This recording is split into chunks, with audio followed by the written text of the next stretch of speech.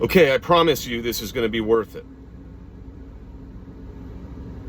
Since the first video was 20 minutes and I only covered the first point, I think I will do this in 6 parts, just to make it nice and uniform. I'll just do each part. Each argument will take up 1 video, whether it takes 5 minutes or 20 minutes. After that, after this series, tying together all the arguments I've been making over the last couple years on the Trinity, we'll move on more permanently to other subjects, okay? I'm sure you guys are relieved to hear that. You probably would like some more variety. Okay.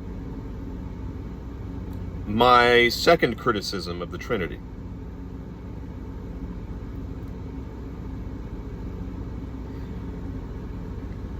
Which is an argument that the church, the Orthodox Church, derives from the Cappadocians of the 4th century. Saint Basil the Great, there were 3 of them. Gregory Nazianzen, I believe, or Gregory of Nyssa, I'm not sure which Gregory. And I believe St. John Chrysostom.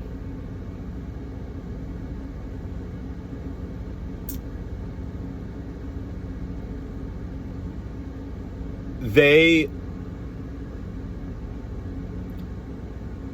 approached the Trinity, they approached the question of the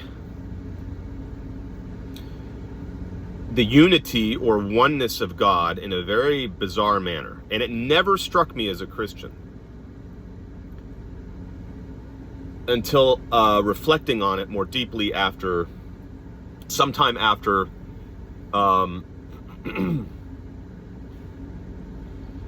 leaving Christianity.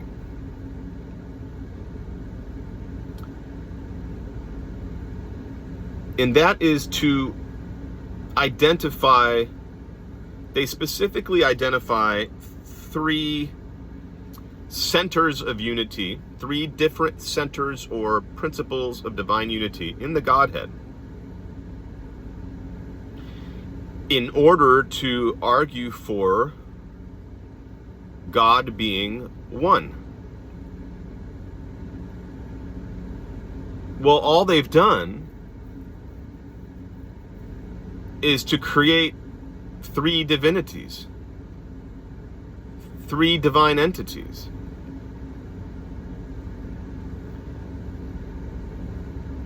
If God is one God, he should have a single principle of unity. Because the Cappadocians were not looking at the oneness of God or the unity of God simply from 3 distinct vantage points. They were literally isolating 3 different areas within the Godhead and calling each of them a principle of divine unity. Again, all you've done there is created 3 divinities. So they identify them as the essence proper, the person of the Father, since he is responsible for eternally causing the other 2 persons, and then the union of the unity of perfect fellowship or communion between the 3 persons, which is often articulated in terms of perichoresis, which is a Greek term that means to that essentially indicates that the persons interpenetrate each other mutually.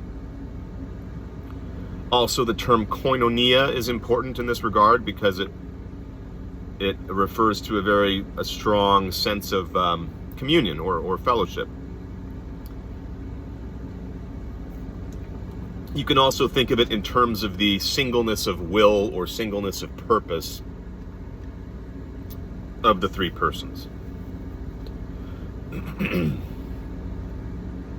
So I think I've said about all I can say on that. I think it's pretty self-explanatory and self-evident after putting it the way I just did, what the problem is with that.